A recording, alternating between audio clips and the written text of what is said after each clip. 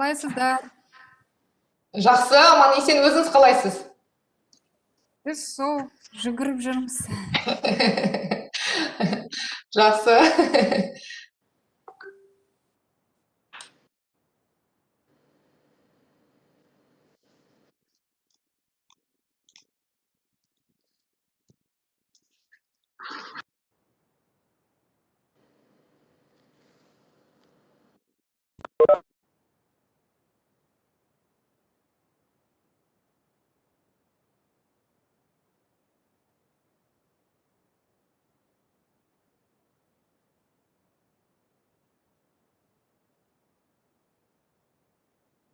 Қайырлы күн.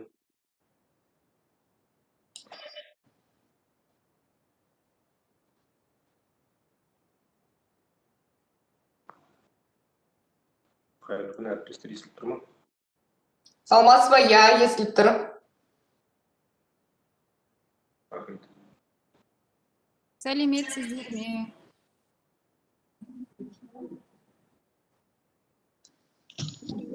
Біздің барлық спикерлер қосылмаған екен, бірақ дегенмен де біз ақырындап бастай берсек, Айнұр Бағдатқызы, сіздің рұқсатыңызбен біз ақырындап бастай берейік онда. Қайырлы күн, құрметті Болашақ Толкс спикерлері мен тыңдармандары, кезекті онлайн кездесуімізді біз бастаймыз. Бұл кездесуіміздің тақырыбы болашақ түлектері және COVID-19. Тақырып өздеріңіз білесіздер, өте өзекті. Тығыз жұмыс кестесіне қарамай уақыттар бөліп, бүгін біздің сұрақтарға жауап беретін спикерлерімізге үлкен алғыс білдіреміз. Итак, дорогие друзья, позвольте представить наших спикеров. Это люди с сильным скиллсетом и богатым бэкграундом. Итак, сегодня на наши вопросы будут отвечать выпускник программы «Болашақ», заведующий Центром нейрохирургии акционерного общества «Центральная клиническая больница города Алматы» Манжолка Бердиходжаев, выпускник программы «Болашақ», врач-нейрохирург Центральной клинической больницы города Алматы Марат Саршаев, выпускник программы «Болашақ», старший менеджер Департамента развития инноваций Назарбаев университет Дамель Мектепаева, выпускник программы «Болашақ», вирусолог, директор Международного центра вакцинологии при Казахском национальном аграрном университете Кайсар Табынов, выпускник программы «Болашақ», врач-онколог-маммолог, врач ультразвуковой диагностики и маммографии Данара Сулейменова, заведующий отделением кардиохирургии акционерного общества Национальный научный центр хирургии имени Сызганова Баужан Ракишев, выпускник программы «Болашақ», врач-онкомаммолог Казахского научного исследовательского института онкологии и радиологии Назгуль Умарбаева. Здравствуйте, мы приветствуем всех наших спикеров. Добро пожаловать на Болашақ Толкс. Ал енді дәстүрге сәйкес біздің пікірталасымыз алдында сөз халықаралық бағдарламалар орталығының директоры, кешірерсіздер, президенті Айнұр Бағдатқызына беріледі. Айнұр Бағдатқызы, кешірерсіздер, сөз кезегі өзіңізде. Индира, рахмет, әріптестер, сәлеметсіздер ме? Бүгінгі біздің кезекті Болашақ Толкс пікірталасының қатысушылары шын мәнінде елімізге денсаулық сақтау медицина саласында қызмет етіп жүрген болашақ түлектерінің қатысып отқанына біз ерекше қуаныштымыз. Жалпы қазір енді COVID-19 коронавирустық инфекциясының жаппай таралуының жалғасу жағдайында медицина саласындағы халыққа қызмет көрсететін мамандардың өзектілігі, олардың жалпы біздің қоғамдағы орны ерекше алға тартылуда.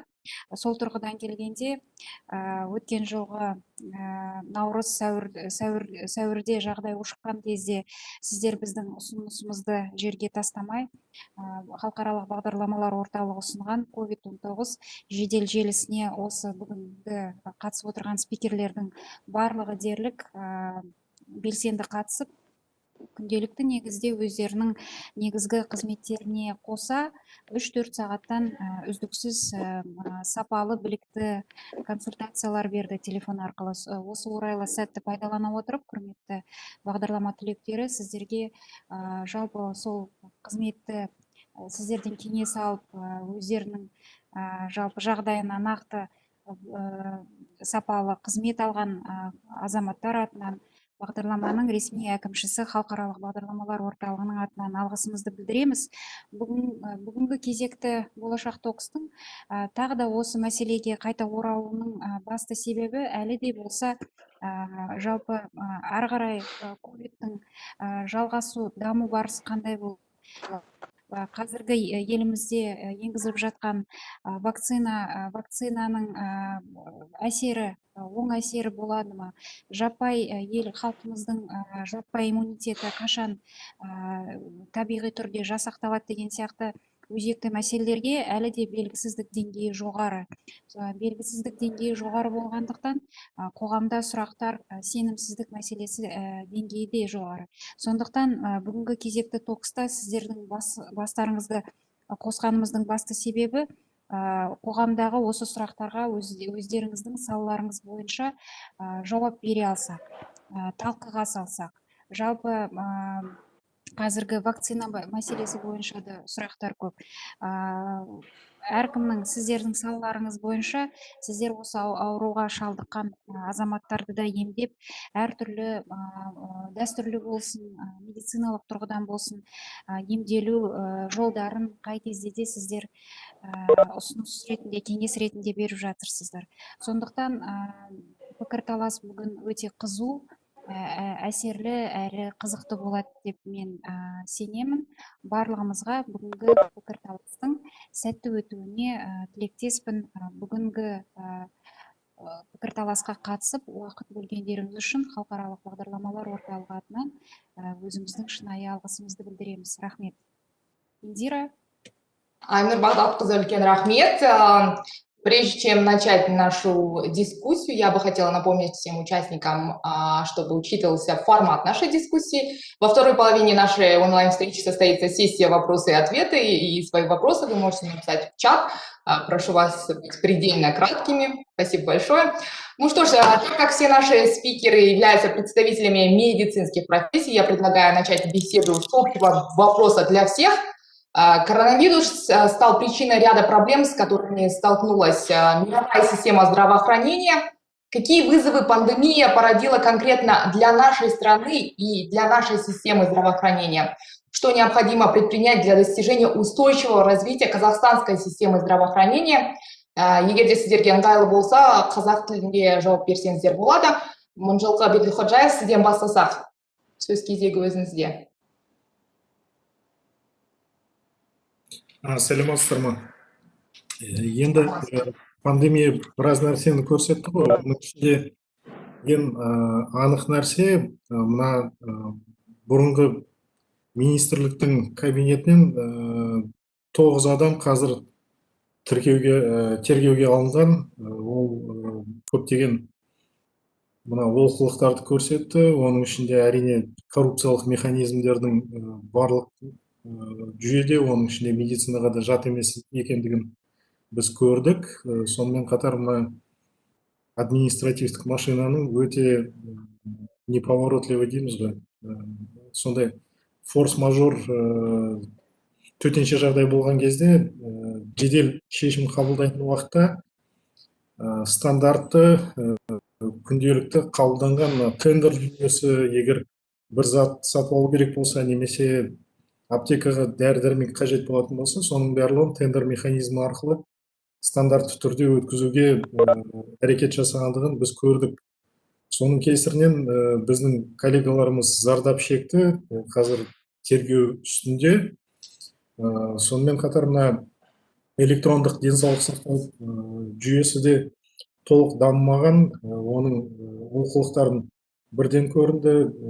Вице-министр өзіміздің коллегамыз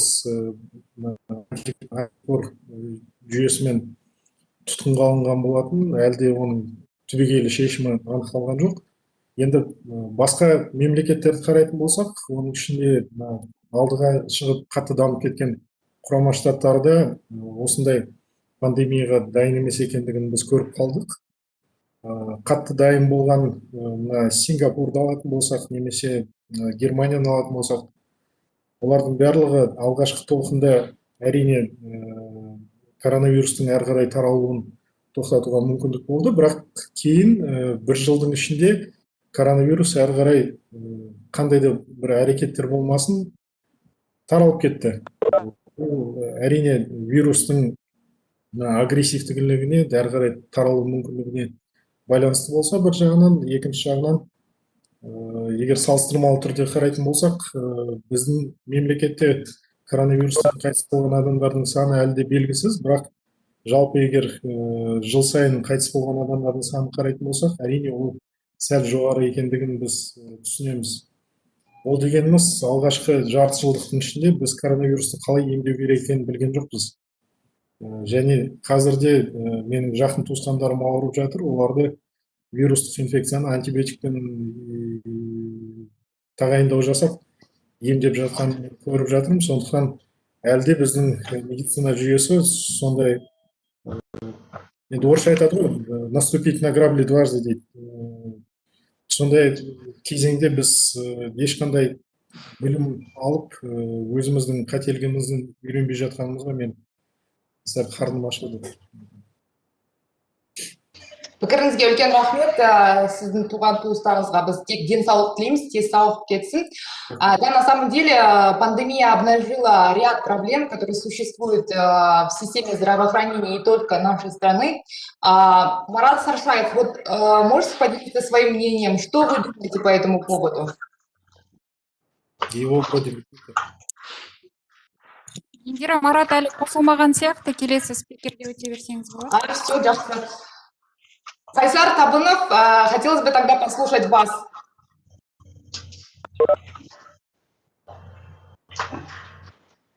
Ну, на этот счет у меня нет особых комментариев. Я, наверное, больше хотел бы сказать про ту работу, чем мы занимаемся непосредственно. Но раз такого вопроса не поступит, я пока подожду.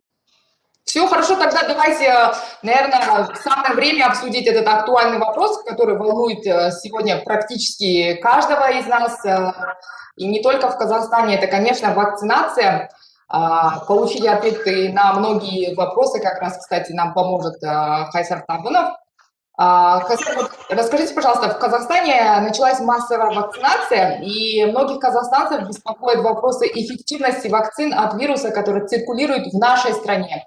К примеру, вот, допустим, мы знаем, что в феврале была опубликована новость, что Южная Африка приостанавливает внедрение вакцины просто потому, что она не оказалась эффективной против вируса, который циркулирует в этой местности. Что вы думаете по этому поводу? И второй вопрос. Расскажите, пожалуйста, про вакцину, которой занимаетесь вы, и прошла ли она клинические испытания? Чем она отличается от других вакцин? Спасибо за вопросы. Ну, наверное, по порядку начнем. Начнем с того, что вы говорили об эффективности, да, спрашивали.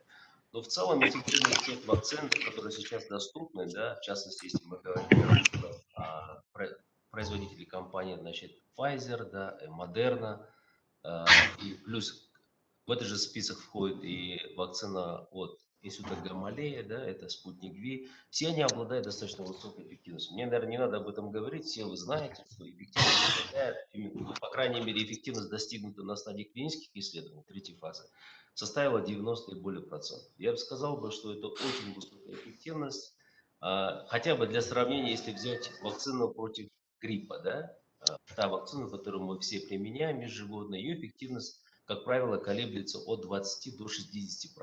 Ну, исходя из этого, вы можете примерно прикинуть, да, что такое 90% эффективность. Она очень высокая. Конечно, на фоне последних новостей, которые пришли к нам, таких тревожных новостей из Южной Африки, где, вы знаете, проводились клинические исследования вакцин, значит, это субъединичная вакцина от компании Novavax и также вакцина векторная, значит, AstraZeneca, да, то там эффективность была на уровне 50%, да, а в отношении AstraZeneca эффективность была на уровне 20%, да. Все это привело к тому, что они прекратили, то есть, кампанию вакцинации в этой стране. И в этом отношении, конечно же, ранее эксперты предполагали, что в связи с тем, что штамм у нас все-таки меняется, если сравнивать с другими изменяющими вирусами, таким как вирус гриппа или вирус ВИЧ, допустим, да, считала, что вирус все-таки, коронавирус не столь изменчив, но все-таки он изменчив, да, и эффективность этих вакцин все-таки снижается. Но все-таки, несмотря на это, я хотел бы сказать, что тот вакцинный состав, да, который сейчас применяется в текущих вакцинах, он все же обеспечивает определенную перекрестную защиту.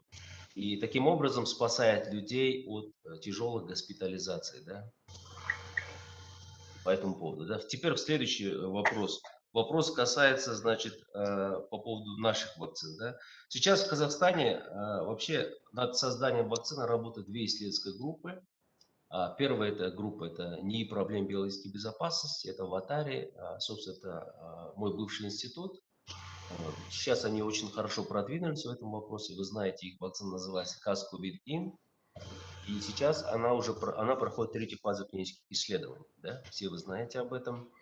Если говорить о значит, нашей вакцине, это вторая исследовательская группа, мы назвали Narovax C19, это субъединичная вакцина. В целом наша исследовательская группа была подготовлена два вакцинных кандидата. Это субъединичная вакцина с наноэмульсионным масляным адъювантом, и вторая вакцина это нановакцина для интраназального применения.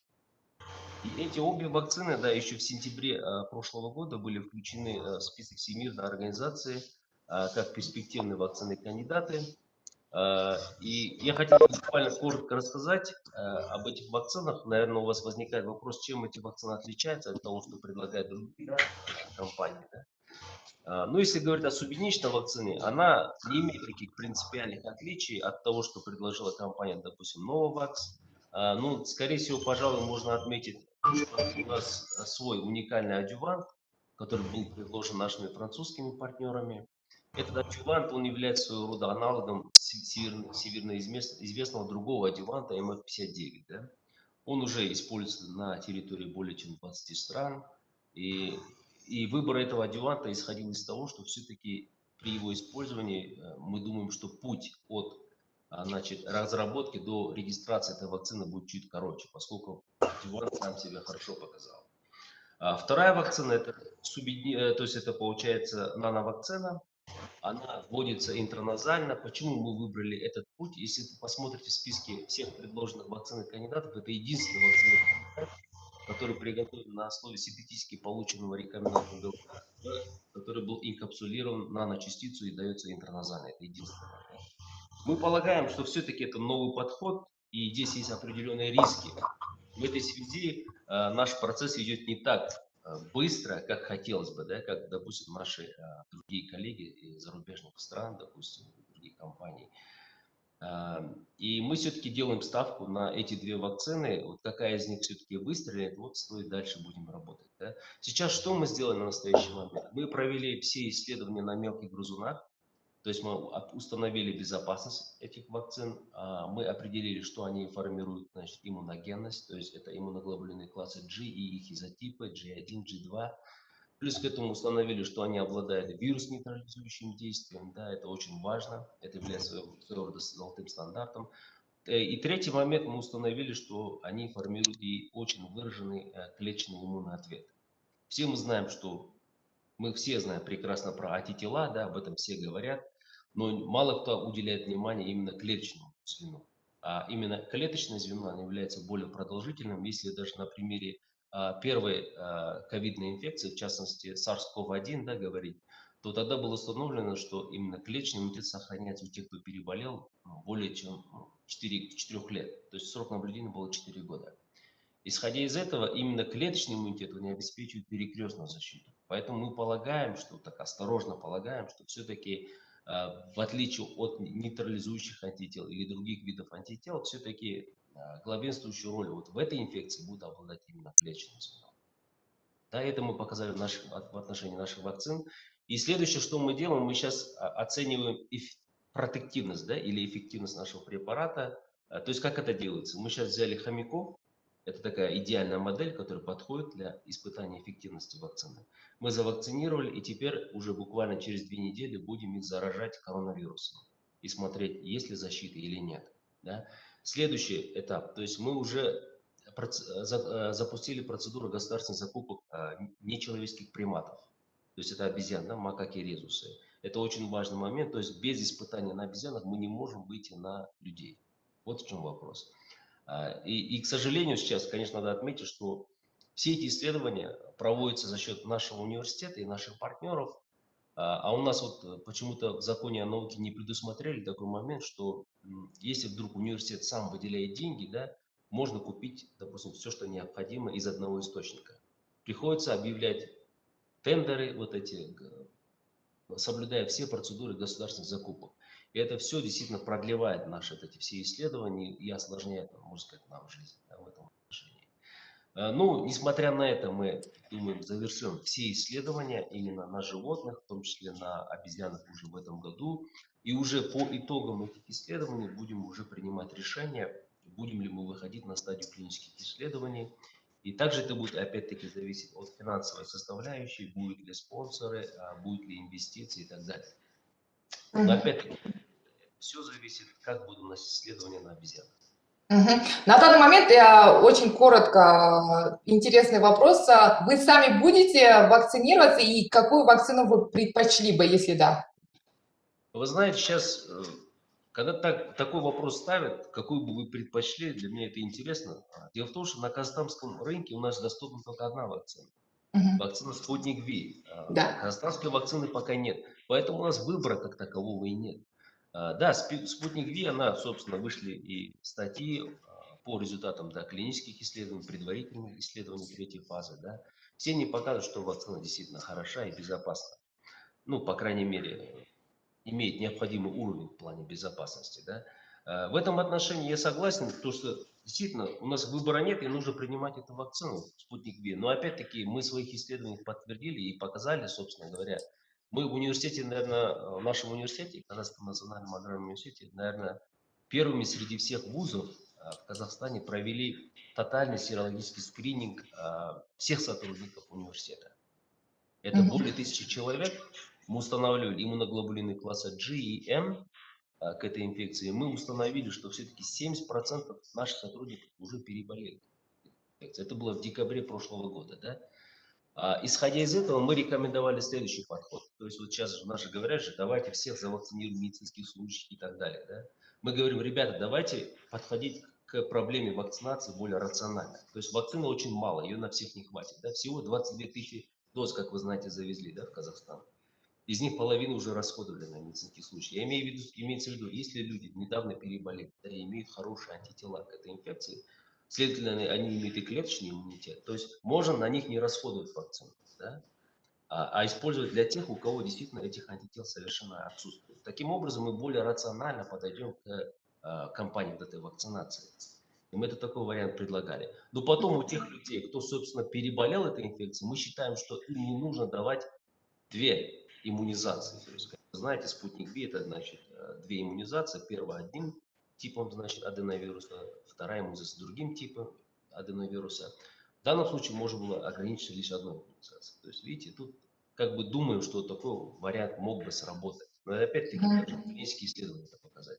К сожалению, в клинических исследованиях, которые вот были опубликованы нашими коллегами, там не показана именно реакция у людей, у волонтеров, кто переболел, да, на вакцинацию.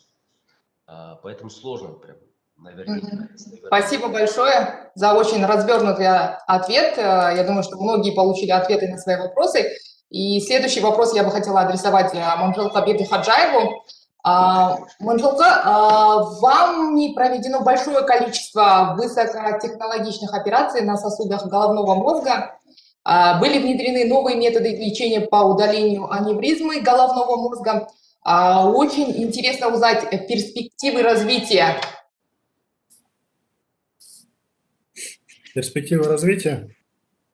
Да. Очень интересный момент вот сейчас по поводу разового ввоза и регистрации вакцинных препаратов. Вообще рассказывал наш коллега. Вот, получилась странная ситуация. В декабре месяце принят приказ, который обязывает при применении инструментов, которые были завезены процедуру разового ввоза, вот, каждый раз проводить клинический консилиум.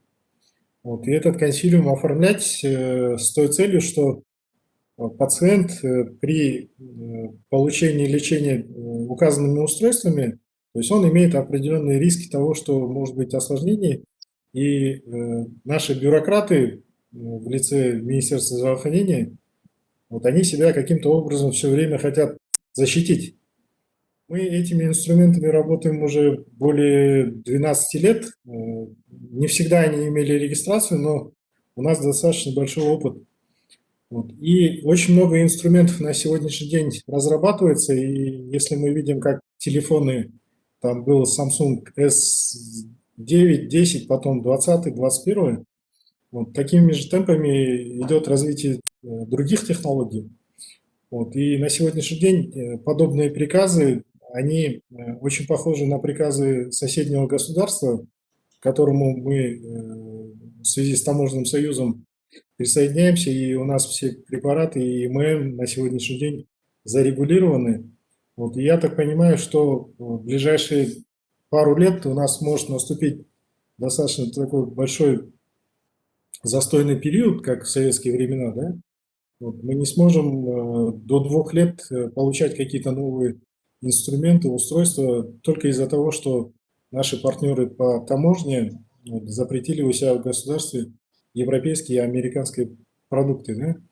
Вот, но на сегодняшний день, пока процедура разового ввоза разрешена, так же, как и мы успели применить вакцину «Спутник Ви», которая не имела регистрацию, но наши граждане эту вакцину получили благодаря процедуре развоза. Вот. Точно так же очень много инструментов нейрохирургии, в том числе и эндоваскулярной хирургии, на сегодняшний день у нас применяется и применяется впервые в мире, в том числе. Вот. И на сегодняшний день 99,9% всех аневризм, которые встречаются, мы можем лечить эндоваскулярным путем. Вот, маленький процент, когда эти операции невозможны. Вот мой коллега Марат Амангалиевич сейчас присоединился. Мы его просим этих пациентов заклипировать. Сама операция клипирования, она делается более 50 лет, но учитывая, что есть минимально инвазивные технологии, когда не надо вскрывать череп, это предпочтительнее, и пациенты очень быстро восстанавливаются. Вот эти методы на сегодняшний день хорошо развиты. Вот. И у нас есть в планах, мы уже заявили, если нам разрешат и закупят, вот, роботизированные технологии. Наш коллега из Канады, из Торонто, года 2 назад уже клинически внедрил эти методы.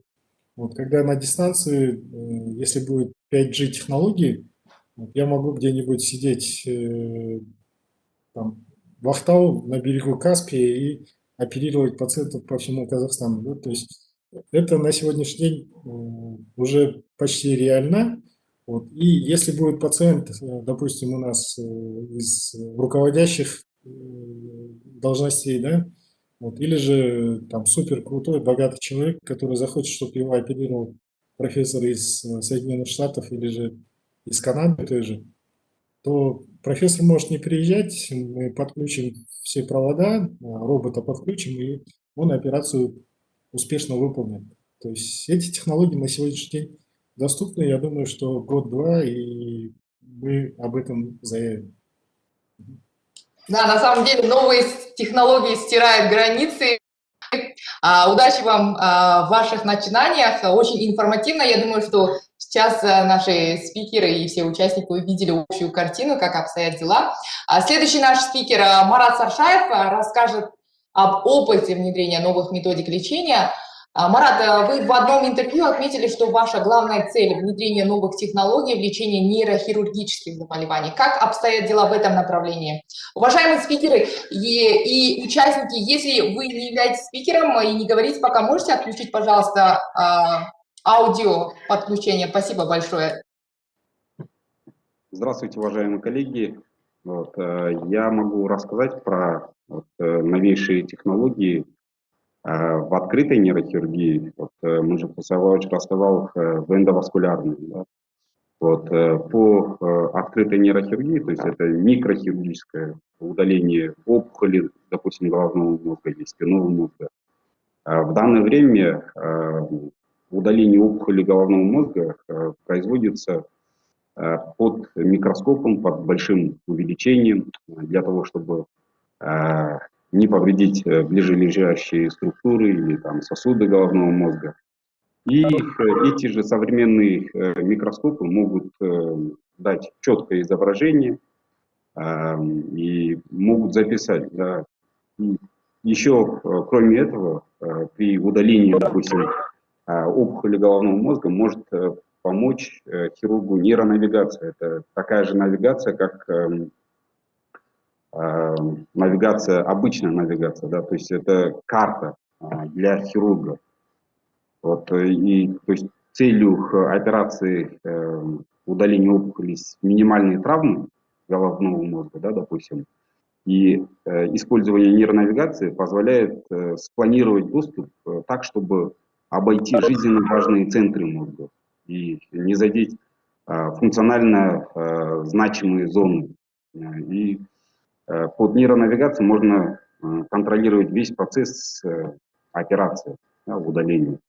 То есть каким образом это все делается? Перед операцией проводится МРТ или КТ головного мозга. Эти же снимки, изображения загружаются в нейронавигационную станцию, и во время операции пациент может лежать, допустим, уже на операционном столе, и хирург без проблем может по полученной информации посмотреть расположение опухолей, точное расположение границы, чтобы не задеть функционально значимые зоны, допустим, зоны, которые отвечают за движение, за чувствительность конечности, или речевые центры есть. И тем самым это все минимизирует повреждение головного мозга, вещества головного мозга. И кроме навигации еще есть новейшие вот эти нейромониторы, которые, допустим, чтобы не повредить специальные жизненно важные нервные ткани, эти расположения опухоли рядом с нервными клетками, это все определяется во время операции нейромонитором. И хирург может обойти с помощью этих оборудований. Допустим, даже сейчас есть специальные красители, которые могут перед операцией пациент применяет за 2-3 часа, и во время операции, во время удаления опухоли, эти опухоли окрашиваются, допустим, в розовый цвет. Некоторые злокачественные опухоли, они под микроскопом даже во время операции сильно похожи на вещество головного мозга, и хирург может не заметить границу между опухолью и веществом мозга. Вот такие новейшие технологии сейчас внедряются не только во всем мире, но и в Казахстане. Спасибо большое, что о сложном рассказали и объяснили такими простыми и доступными словами. Спасибо большое, успехов вам в работе. Спасибо. И, дорогие друзья, я же хочу напомнить, что сегодня очаровательная Дамель Мектепаева также с нами. Дамель Мектепаева у нас является не только биотехнологом, инноватором, предпринимателем, но она еще и человек, который практикует ранний подъем. Более того, Дамель, мы знаем, что у вас были проекты с кольцом для определения заболевания экспресс-методом. Можете рассказать, на каком этапе разработки сейчас находится вот этот вот проект? Здравствуйте, коллеги, меня хорошо слышно, да? Да, все хорошо Большая слышно. честь сегодня быть с вами в одном таком руме, очень огромная честь, и слушаю все и восхищаюсь тем, что вы делаете. Если говорить о ХУП, о кольце, это, конечно, такой давний проект, это, я, наверное, кто-то из вас уже, может быть, слышал, это был мой первый проект, когда мы постарались объединять науку и бизнес. Но сегодня мне хочется все-таки больше сделать акцент на актуальную тему именно коронавируса и поделиться с коллегами, со слушателями именно теми прорывными моментами, да, проектами, которые сейчас случились в этом году. И Мне хочется сделать акцент на проект Experts Hub. Может быть, тоже коллеги слышали. Этот проект был создан при поддержке американского посольства в Казахстане, где 50 врачей прошли отбор и учились общаться с обществом, общаться с публикой. Вы все знаете, что во время коронавируса случилась просто настоящая инфодемия, да, то есть гуляли страшные вещи. Действительно, люди, которые не являются экспертами, давали медицинские назначения, выписывали антибиотики и так далее. То есть страшные вещи происходили на самом деле из-за того, что, может быть, люди не обучены, может, потому что врачам не хватало времени, да, выступать и доносить информацию. Именно поэтому этот процесс, этот проект Experts Hub позволил 50 врачам с ноября месяца проходить обучение у самых лучших наших экспертов в журналистике, то есть блогингу, для того, чтобы вот прям элементарно научить врачей писать статьи именно в Инстаграме, в Фейсбуке, там, где как раз-таки их потребители, да, их люди. Я безумно рада, что мы отобрали приверженцев именно доказательной медицины. Это было очень сложно, так как нужно было именно обучить тех врачей, кто верит только в доказательную медицину. Второй проект смежный, который, можно сказать, что помог ему, но был спонсирован совершенно другим посольством, это был проект «Школа научной журналистики». То есть тут работа была с другой стороны шла. Тут обучение шло именно журналистов, для того, чтобы журналисты могли находить наших ведущих врачей, наших ведущих ученых, могли с ними контактировать и опять-таки брать информацию именно из тех источников, из которых они должны брать эту информацию, и доносить только самую достоверную информацию. Тоже было довольно-таки сложно, потому что писать о науке, писать о медицине — это непросто, не каждый журналист это сможет сделать. Но 39 журналистов успешно прошли обучение, поняли даже, они прошли даже полностью все базы данных, откуда выкапывать самых классных врачей, где проверить их статьи. То есть это было просто потрясающе на самом деле, прекрасный опыт. Мне кажется, что мы обучили и врачей, обучили и журналистов. И самое последнее, это, наверное, третий момент, это вот с того, с чего, Индира, вы начинали, со стартапов. Мы поддерживаем медицинские и технические стартапы в Назарбаев университете, и из-за того, что мы все вышли в онлайн-формат, студенты наши тоже все в онлайне, это очень хорошо подтолкнуло онлайн-проекты в сфере медицины. То есть мы сейчас видим, что на базе инновационного центра запустились стартапы по онлайн-консультациям. Я помню, как лет 7 назад я выступала и говорила о том, что все онлайн-консультации должны потихоньку переходить, консультации должны стать онлайн, и я помню, как на меня смотрели люди о том, что этого никогда не случится. И сейчас мы видим, что куча стартапов, которые помогают как раз-таки врачам выполнять свою работу более эффективно. Также есть классные стартапы по скринингу и по записи к врачам, то есть эффективная запись к врачам. Вот такие вот новости. Этим очень сильно хотела поделиться. У меня, в принципе, все. Спасибо большое, Дамель. Да, онлайн — это наша новая реальность. И спасибо большое, что вы способствуете установлению контактов между СМИ и представителями сферы медицины. Спасибо большое за Спасибо это. большое.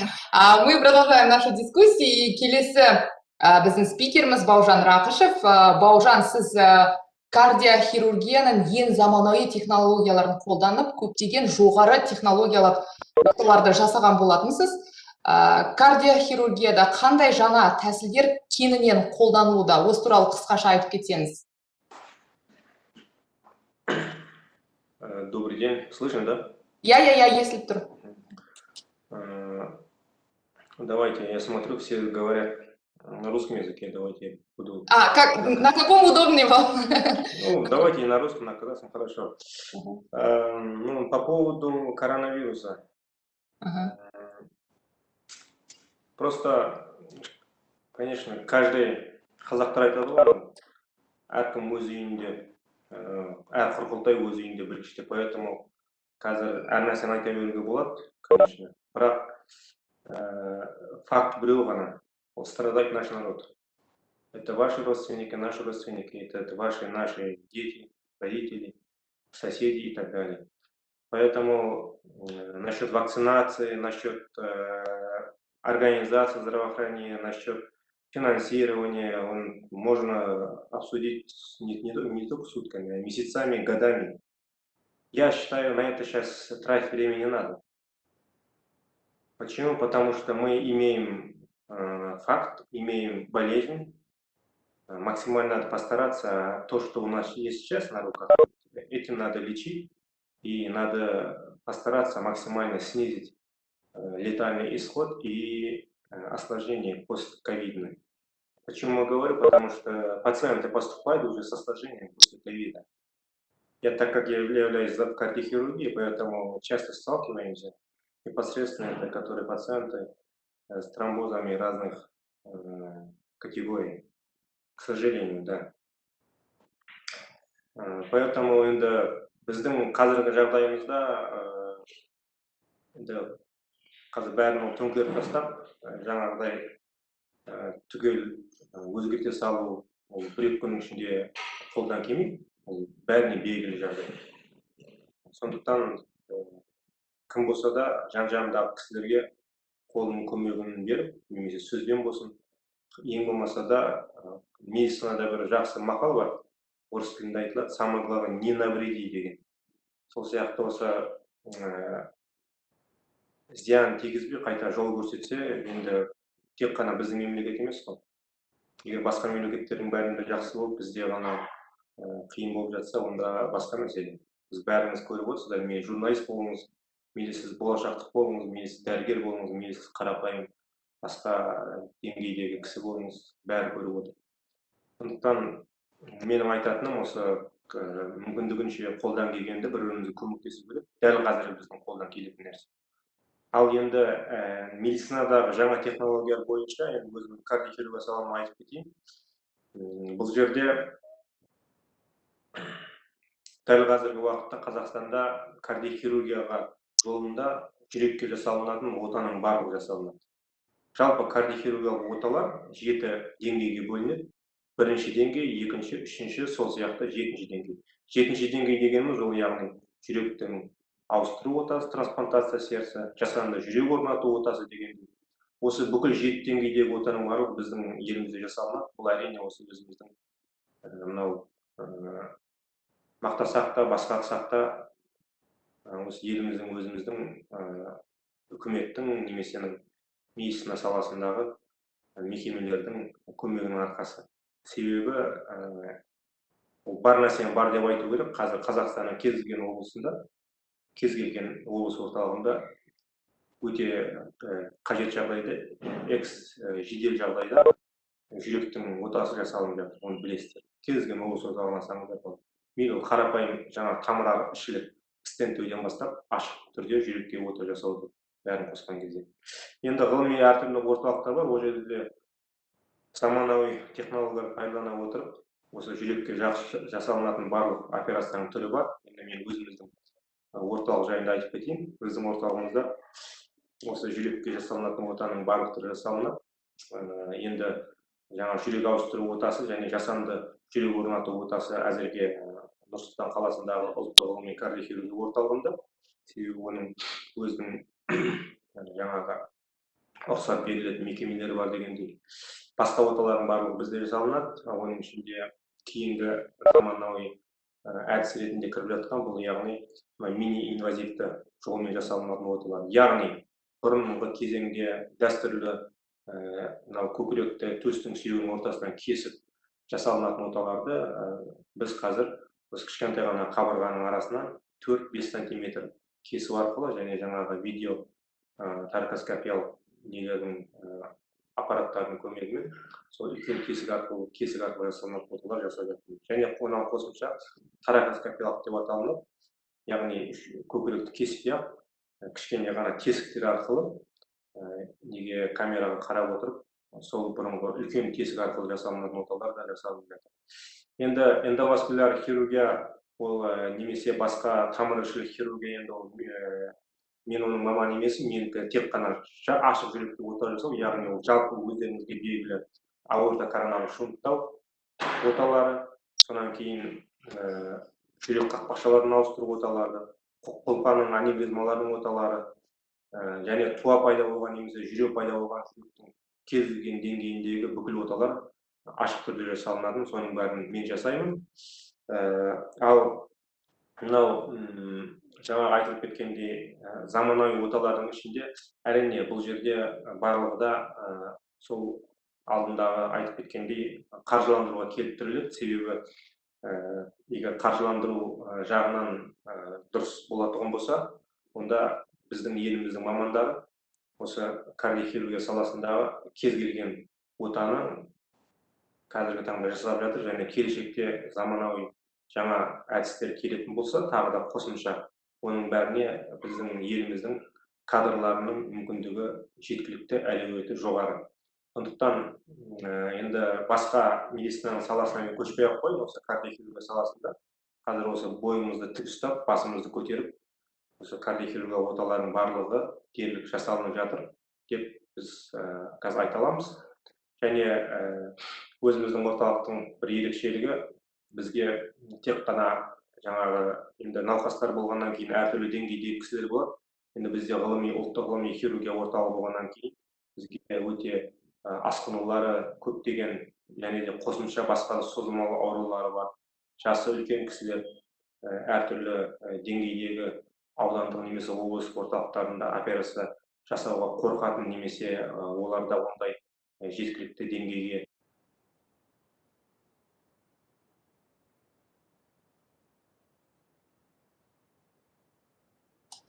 Байланыс нашарлады-ау. Сіз байланыстасыз ба? Алло. Я біз сізді естіп отырмыз. Естіп тұрмын. Аха, естіп тұр. Жалғастырып болады.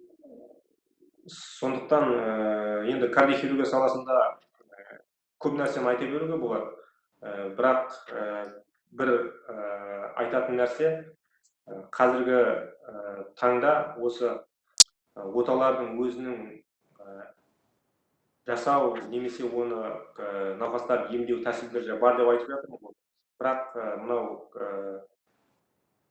енді ол үлкен қалаларда әрине. Ал жалпы мынау аудан орталықтарында немесе ауылдық жерлерде осы науқастарды өз деңгейінде анықтау, оларды осы өз деңгейінде, өз кезегінде, өз уақытысында осы оталарға көрсеткіші бойынша жіберу, оның диагноздарын толық уақытысында қоя білу деген мәселелердің ақсап жатқаны өтірік емес. Себебі, айтып жатқан себебім, қанша жерден мынау жақсы десек те, бірақ науқастардың өз деңгейінде анықтап, оны өз уақытысында емнің әртүрлі тәсілдеріне жіберу деген бізде ақсайтын ол өтірік емес. Себебі бұл жерде енді ол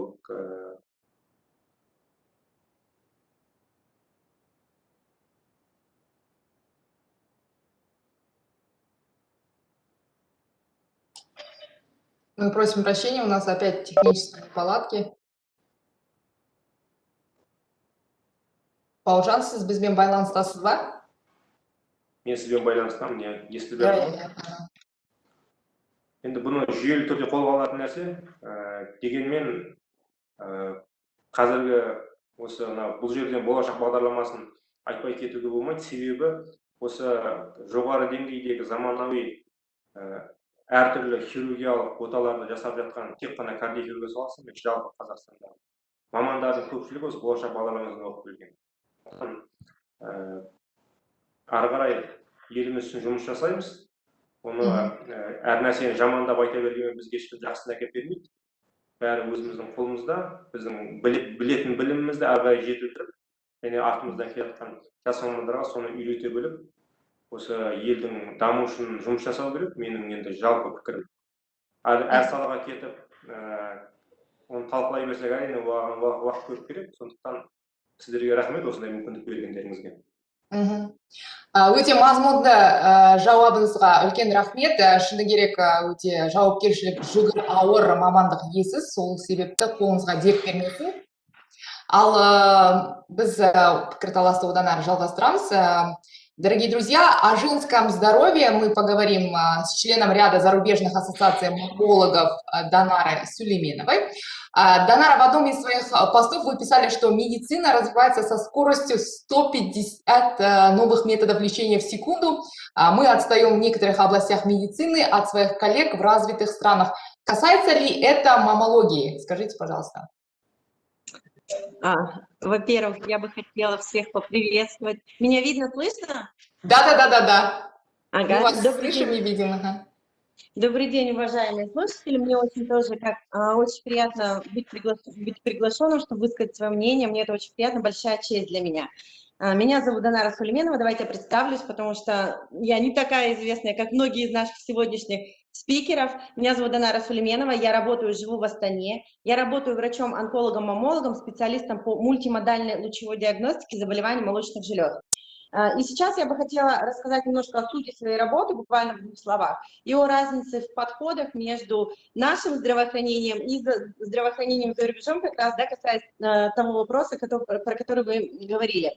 Например, у нас в стране, я вижу в этом на самом деле большую достаточно проблему. У нас в стране женщина, если у нее возникают какие-то жалобы, или она просто хочет проверить состояние своих молочных желез, она обращается к специалисту, врачу-маммологу, который ее, соответственно, опрашивает, потом он ее осматривает, после этого он направляет ее к специалисту УЗИ, к врачу УЗИ на УЗИ молочных желез. Чаще всего это другое лечебное учреждение и абсолютно другой врач. Да?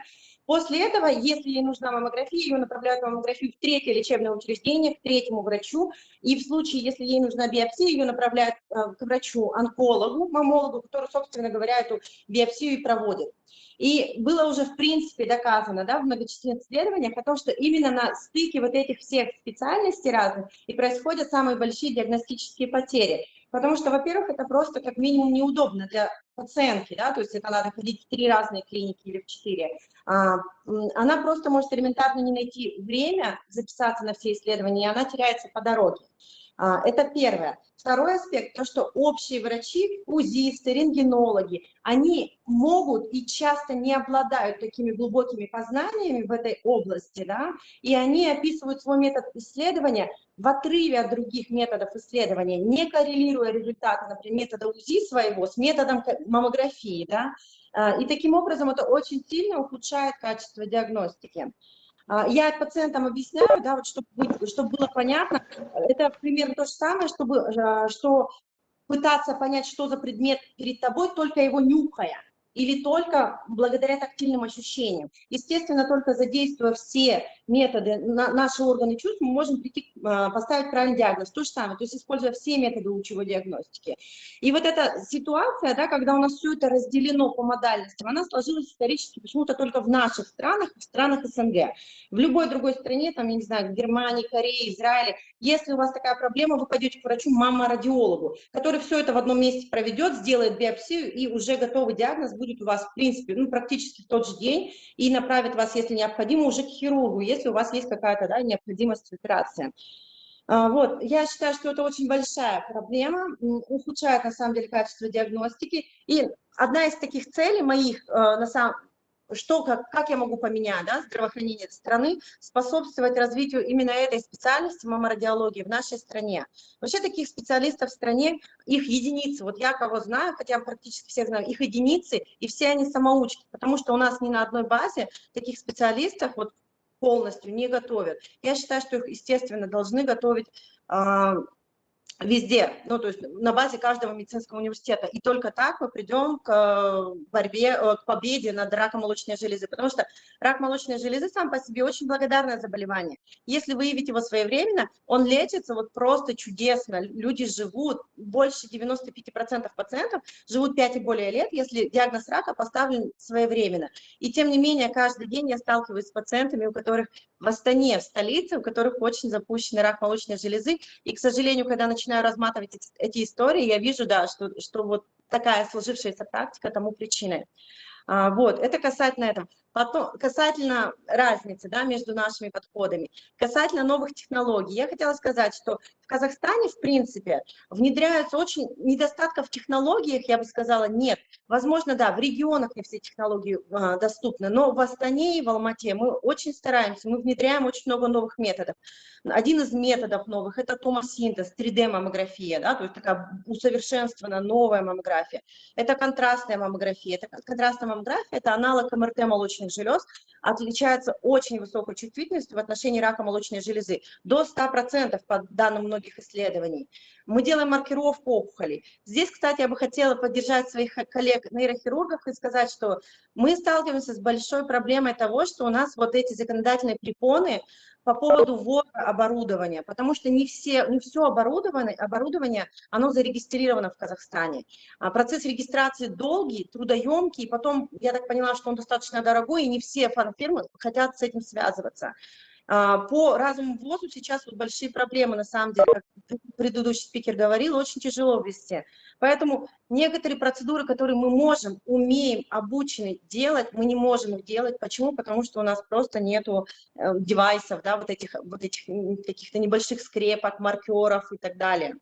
Вот сейчас из планов, таких больших планов, я очень сильно жду этого, мы внедряем вакуумную аспирационную биопсию под контролем маммографии. Есть такой симптом рака молочной железы, кальцинаты, такие вот маленькие отложения солей кальция в молочной железе, могут быть первым признаком рака молочной железы. И сейчас пациентки с такими вот кальцинатами, они вынуждены ехать за рубеж. Достаточно дорого, там, я не знаю, около 2000 евро стоит эта процедура, в Москве, в Стамбуле проводят. Вот. Или подвергаться операции, то есть и тогда удаляют этот кусочек молочной железы полностью с этими кальцинатами. Благодаря внедрению этой методики мы сможем безоперационно с помощью иглы и вакуумного отсоса поставить пациентке правильный диагноз. Мне кажется, это будет вот прям очень хорошо, потому что на Западе этим методом пользуются уже последние лет 25. Вот. Из трендов тоже, о чем бы хотелось сказать, то, что я видела там, да, я обучалась в США, вот я хотела сказать для тех, кто, может быть, не знает мою биографию, развитие телерадиологии и искусственного интеллекта. В Европе, в США уже одобрены, уже они апробированы, одобрены FDA из системы искусственного интеллекта, которые могут распознать рак без участия человека по снимкам скрининговой маммографии. И когда я была там, я думала, вау, это просто очень круто, и это очень интересно. Кстати, многие радиологи в США обеспокоены этим трендом, они думают, что завтра они останутся без работы. На самом деле это не так, потому что сейчас очень большой поток пациентов, и врачей не хватает. Наоборот, вот эти машины, да, то есть машинное обучение снимет с нас рутину, и мы сможем больше времени уделять, во-первых, сложным случаям, а во-вторых, вот этому непосредственному живому контакту с пациентом, да, то есть качество диагностики опять-таки повысится. И когда я вернулась в Казахстан, мне была очень приятно удивлена, обрадована тем, что у нас есть ребята уже у нас в Казахстане, которые сами разрабатывают такие системы, они находятся, вот одна из команд, как Дамель говорила уже, это команда Назарбаевского университета, и очень большое отличие, например, от американских стартапов в том, что ребята делают это, в принципе, бескорыстно, они планируют сделать это доступным бесплатно для всего населения Казахстана. Да, то есть не преследуя, в принципе, никакой финансовой выгоды. И это один из таких больших проектов, я с ними работаю, я очень жду, когда мы сможем вот на самом деле это воплотить в жизнь. Данара, благодарю за очень содержательный ответ. Ваша энергия, энтузиазм украсили нашу дискуссию. Спасибо большое. А мы продолжаем. И тему женского здоровья наш следующий спикер, врач-онкомамолог Назгуль Омарбаева, который является лучшим молодым ученым в СНГ. Назгуль, коротко расскажите, пожалуйста, про вашу научную работу. Это первый вопрос. И второй вопрос. Какие рекомендации вы бы дали женщинам, чтобы избежать серьезных последствий и сохранить свое здоровье в эпоху COVID-19?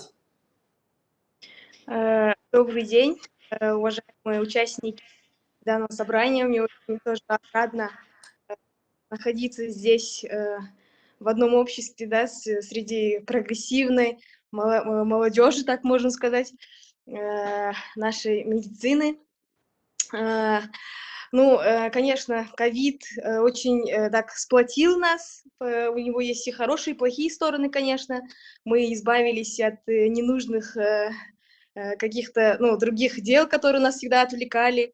Вот в частности в онкологии я хотела сказать, что онкология ни на секунду не останавливала свою деятельность во время карантина.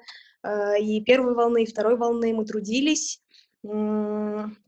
принимали пациентов, заражались сами, переболели, слава богу, выжили. Вот. Но надеюсь, конечно, что все это останется позади, и наша, как говорится, продуктивность, да, от этого не пострадает. Вот я работаю в Институте онкологии и радиологии город Алматы. Мы проводим большое количество научных исследований. Конечно, не без помощи Министерства здравоохранения, Министерства образования и наук, различные гранты воплощаем в жизнь. И вот один из таких грантов, программам по целевому финансированию Министерства здравоохранения, мы выполнили такое авторитетное большое научное исследование, в котором мы совместили клинические данные, да, с научными. То есть раньше у нас всегда так было, что наука сама, клиника сама по себе, и выводы научные, они не воплощались, ну, многие из них не воплощались, как бы не применялись, не находили клинического применения. Но вот совместно с Институтом общей генетики и цитологии во главе вот с Джансугурова Лейла Булатовна, Гульнар Жунусова, это наши такие передовые специалисты генетики, и с ними мы провели вот такое авторитетное большое исследование, в котором мы изучили наследственные факторы рака молочной железы.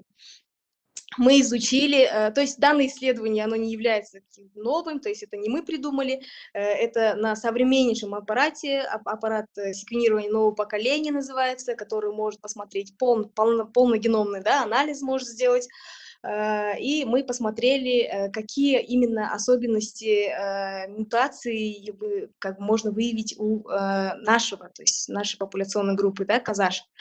И в результате этого исследования мы обнаружили мутации, которые не были нигде зарегистрированы, и каждая как бы страна, которая находит новые мутации и регистрирует, они как бы правообладатель, да, получается, эта мутация, если она повторяется, то она является характерной для данной этнической группы, допустим. И мы, конечно же, нашли, то есть казашки тоже не являются исключением, у нас тоже есть наследственный фактор. Есть также как бы такая установка, что азиатские женщины, они болеют очень агрессивными формами, да, рака, то есть больше болеют, и безрецидивные периоды, и общая выживаемость этих пациентов, наших пациентов, он находится более на низком уровне, чем в западных странах. Ну, в западных странах как бы дело, наверное, не в том, что у них рак легче протекает, скорее всего, у них гипердиагностика, они любят, то есть очень хорошо обследуются, да, там как бы онконастороженность очень большая, сознание населения тоже имеет такую важную роль, и, конечно же, там благоприятных форм больше. Вот и в результате нашего исследования совместно с нашими генетиками мы, в общем, выполнили очень такое хорошее исследование, которое может быть предпосылкой, то есть если внедрить это, если коммерциализировав это, мы сможем тестировать пациентов, которые находятся в группе риска. То есть самая главная цель, это мы преследовали то, чтобы как бы проводить генетическое тестирование в группе женщин с высоким риском развития рака молочной железы, тем самым, найдя вот эти как бы мутации носителей, мы можем им профилактические мероприятия. Профилактические мероприятия у нас как бы от введения здорового образа жизни, да, диеты до хирургической профилактики, то есть хирургическое удаление молочных желез с возможным одномоментным протезированием, эндопротезированием, реконструктивно-пластическим компонентом как бы у таких женщин, которое дает безопасность до 99%. Ну, для женщин, конечно, мы знаем, все знаем, и это не новость, то, что вот коллега тоже, мамолог из Астаны, нам сказал о том, что Диагностика очень важна в нашей патологии, и чем раньше, тем лучше, что онконастороженность, прохождение скринингов, это очень важно, потому что ключ к успеху к выздоровлению – это начальная стадия, это предраковые заболевания, да, лечение предраковых заболеваний, то есть нахождение бессимптомных, да, заболеваний у населения. Мы для этого проводим большое количество мероприятий. Мы придумали, ну не мы придумали, мы участвуем во всемирном месяце, у нас есть Октобер Пинк, да, в котором мы проводим различные акции, лишь бы женщины приходили и обследовались с определенной периодичностью. Спасибо. Назгуль, спасибо большое за ваши рекомендации и важное напоминание. Уважаемые спикеры, а мы плавно переходим к сессии вопросы и ответы. Я уверена, что наши все слушатели получили ответы на свои вопросы, так как у нас в чате только один вопрос, и наверняка мы его адресуем Кайсару. Добрый день. Скорее не эффективность вакцины, а ее безопасность. Возможны ли риски, которые проявятся в последующие годы с учетом временных ограничений исследований? Хотелось бы получить ответ на этот вопрос от пользователя Айгуль Тайкужина. У нас вот написала такой вопрос. Спасибо.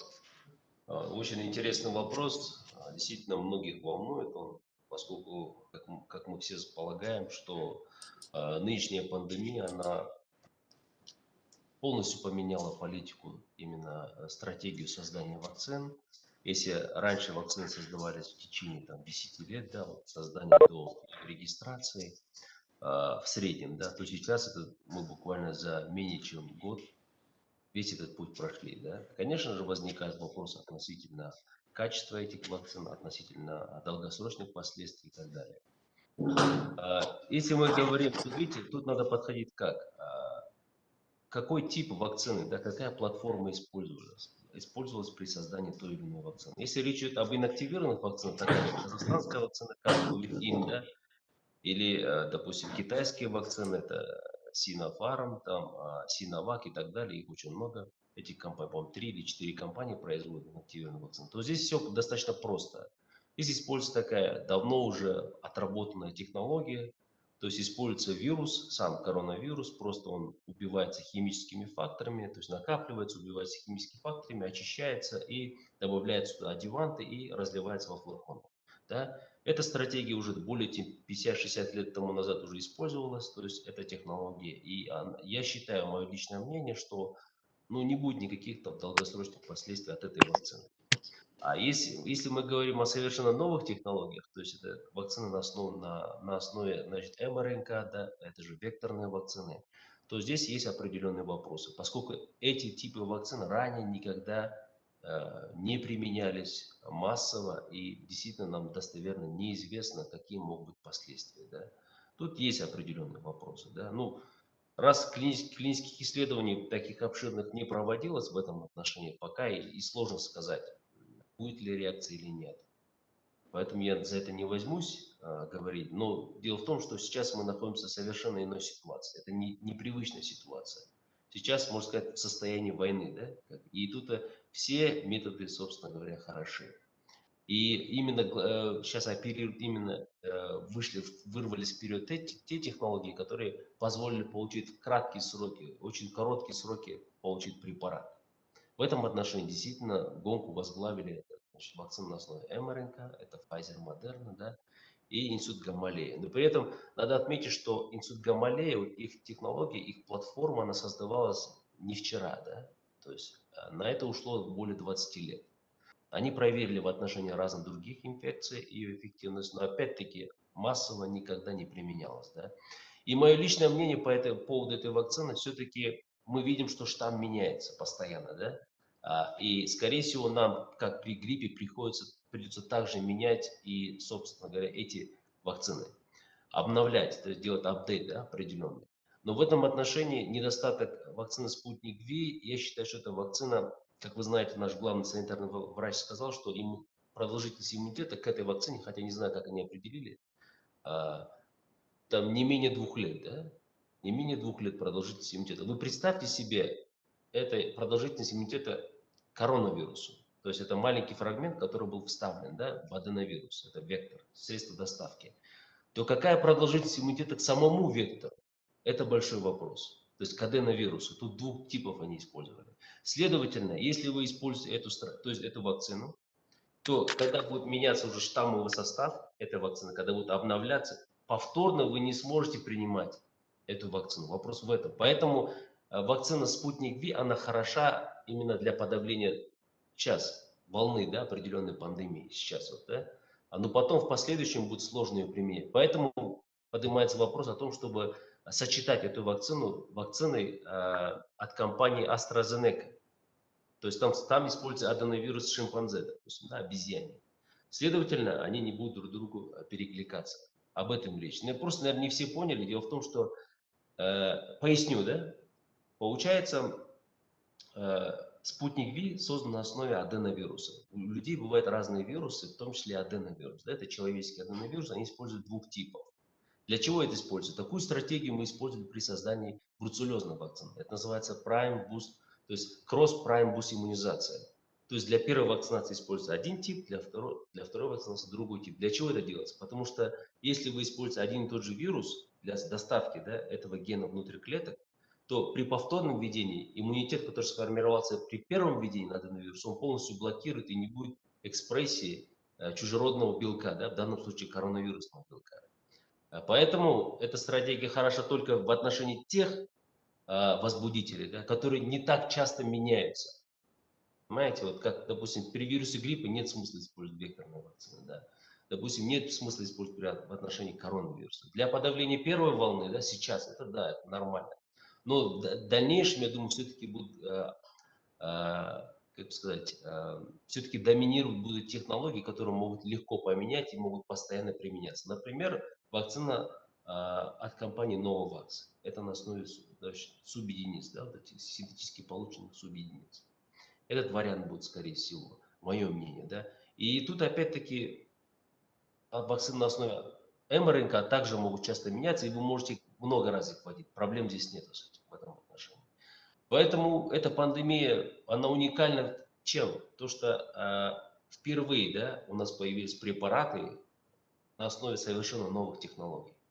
Ранее этого не было. Ранее, чтобы это сделать шаг, нужно было пройти столько ступеней и так далее. Да? Но сейчас это произошло. Теперь, я думаю, такой новый виток будет в развитии биотехнологий в этом отношении. Айгуль Таскужина вот пишет: благодарю за ответ. Я уверена, что она получила исчерпывающий ответ. Следующий вопрос мы адресуем Назгуль. И очень приятно, что наши даже спикеры активны в чате. Вопрос от Данары Сулейменовой. Скажите, Назгуль, вы изучили, какова вероятность развития рака молочной железы при наличии у женщины этой вновь обнаруженной вами мутации? Например, при мутации BRC риск рака доходит до 70%, а это насчет новых мутаций. И наблюдали вы ассоциацию данных мутаций как с другими видами рака, например, яичника? Спасибо большое за вопрос. Конечно, да, мы изучали каждый обнаруженный ген, то есть мутации в этих генах. Мы обнаружили в 18 генах различные виды мутаций. И эти мутации, которые мы обнаружили, они по всему миру, то есть в мире сколько генетических исследований были сделаны, они высоко коррелируются с развитием рака именно молочной железы. Но такие гены, допустим, как CHEK2, ATM, там, NBN, они очень часто перекрещиваются с развитием колоректального рака, они перекрещиваются с развитием рака желудка. То есть эти гены, они отвечают за множество раков, да, поэтому, но в большей степени это все как бы смотрится по мировым базам, мутационная база. Есть огромные базы, в которых можно посмотреть, какие гены отвечают за развитие какого рака, да, получается. И мы, конечно, получили в основном 35% у нас встретились из всех мутаций, это были мутации в генах BRCA1, BRCA2, то есть это очень знаменитые гены по всему миру, и они у нас тоже оказались, но у нас локусы оказались немножко другие. То есть если, допустим, наши пациенты поедут за рубеж и сдадут ПЦР-тест на BRCA, на мутации этих генов, они могут быть у них отрицательные.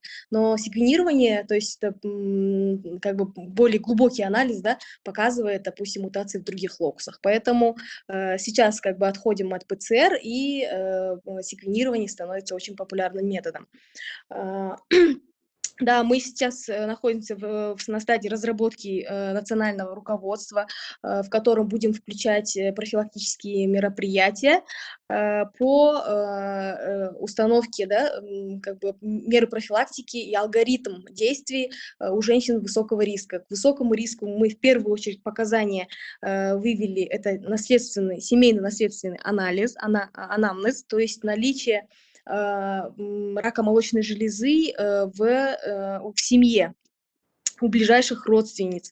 Это является первым показанием для проведения генетического тестирования. Также в анамнезе, то есть у этих женщин, если была атипическая гиперплазия, это тоже высокий как бы показатель, да, то есть наличие рака молочной железы в молодом возрасте. Во-первых, мы должны протестировать всех женщин, которые уже заболели раком молочной железы, потому что наличие этих мутаций, они повышают риск развития рака яичников у этой же женщины и рака в другой, в контрлатеральной, то есть в противоположной груди, да. То есть эти исследования, то есть руководство это находится на стадии развития во всем мире. Женщины высокого группы риска, то есть при нахождении мутаций мы будем рекомендовать проведение МРТ каждый год с 25 лет. То есть совместно с вами, конечно, мы будем писать вот эти рекомендации и выпускать это. Назгуль, спасибо большое, что вы ответили на вопрос, во-первых, и рассказали о своих планах. Мы на этом завершаем нашу встречу. На самом деле очень продуктивная. Да, конечно. Кешіріңіз, Назгүлге бір сұрақ қоюға болады ма? Я. Назгуль, вот только что вы, когда свое выступление завершали, вы подчеркнуто отметили, что да, для того, чтобы результаты вашего исследования, да, применять в страновом масштабе, очень важно, чтобы девушки, представительницы, да, женского пола регулярно сдавали этот тест. И в этой связи вопрос, либо как изучается опыт других стран. Например, когда я была стипендиатом программы «Балашах» и училась в Англии, да, здесь кто в Англии учились, сразу подтвердят данный факт. Несмотря на то, что мы были иностранными студентами, мы сразу по факту регистрации, да, со студенческой визой становились частью национальной системы медицинского страхования, да, это NHS, и получали медицинские услуги в рамках этой национальной системы. И буквально вот по домашнему адресу к нам каждый месяц мне поступали приглашения на бесплатный тест на рак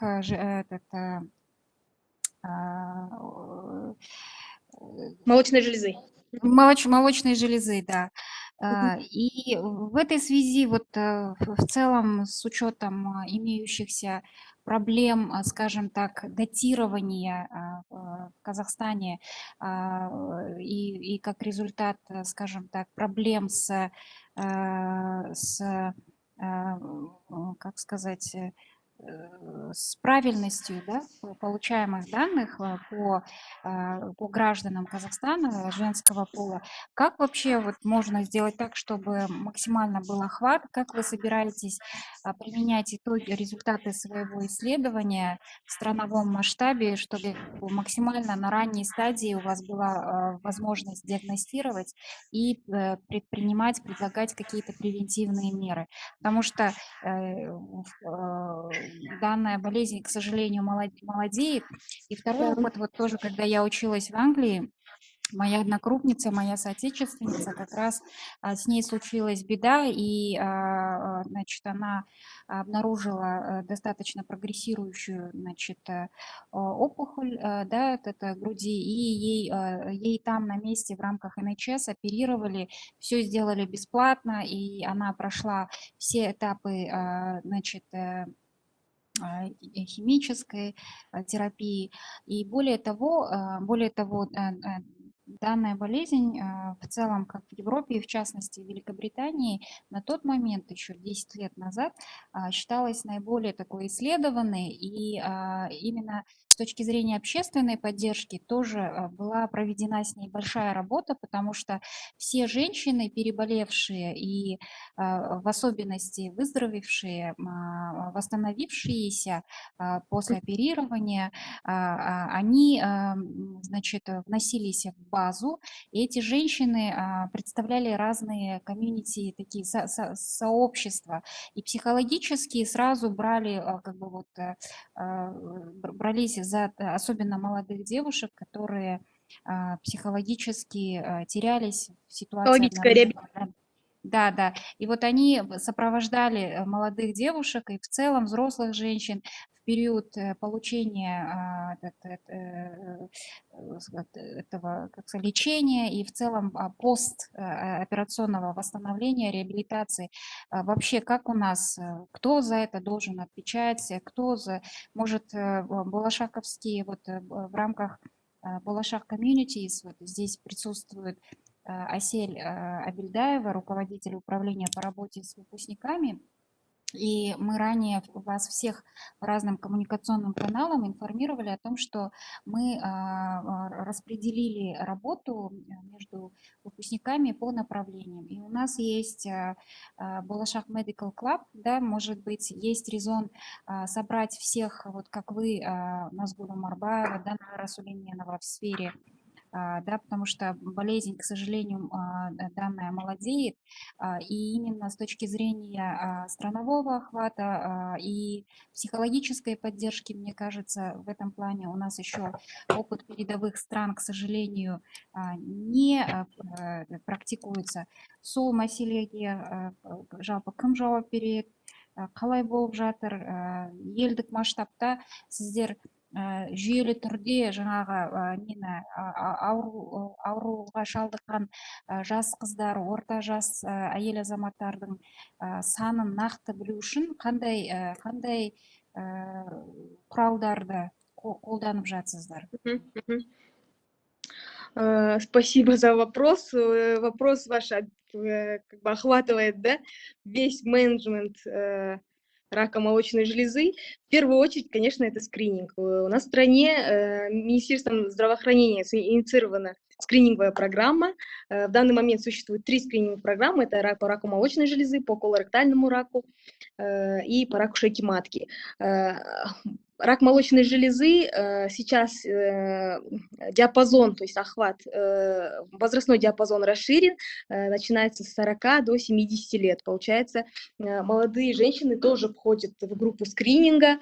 У нас в стране также, в ответе, получается, за посещение, да, скрининговых процедур, в ответе стоит ПМСП, то есть это первичная медицинская помощь, это у нас поликлиники.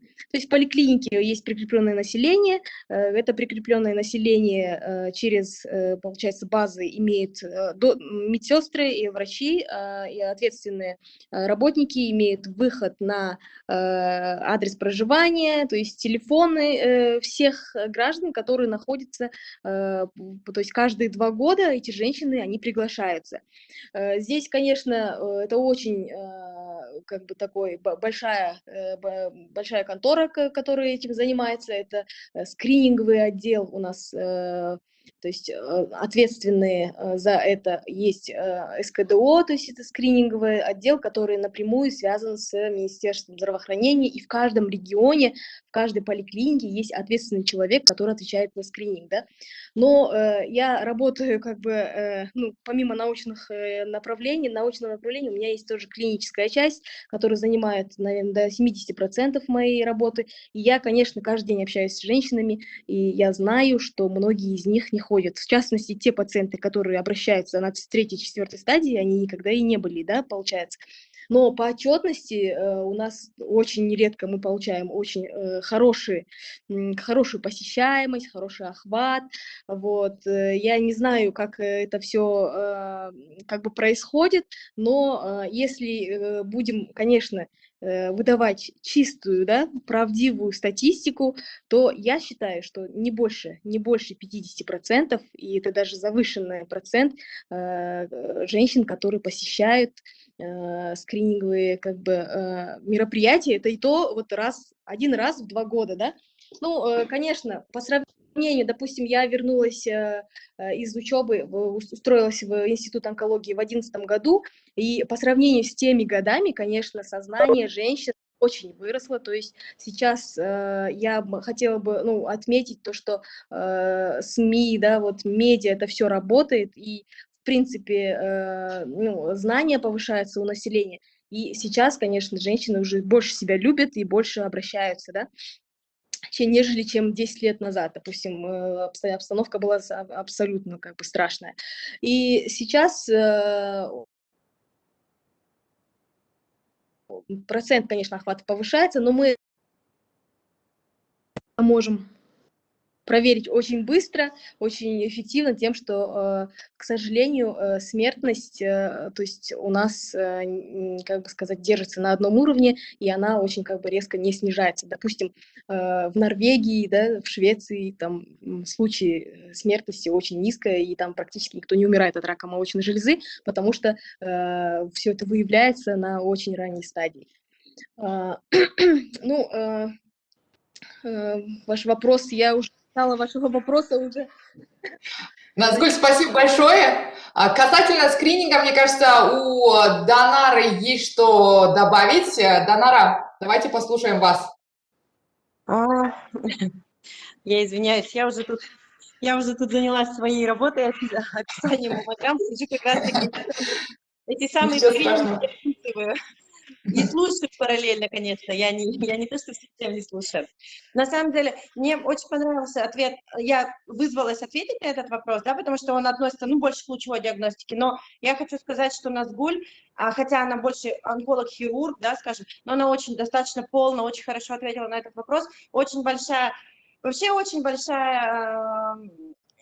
как сказать, большое достижение нашего здравоохранения – это скрининг, потому что мы все недооцениваем, да, с одной стороны, наше здравоохранение, но мы должны знать, что ни в одной стране СНГ скрининга, национальной программы скрининга нет.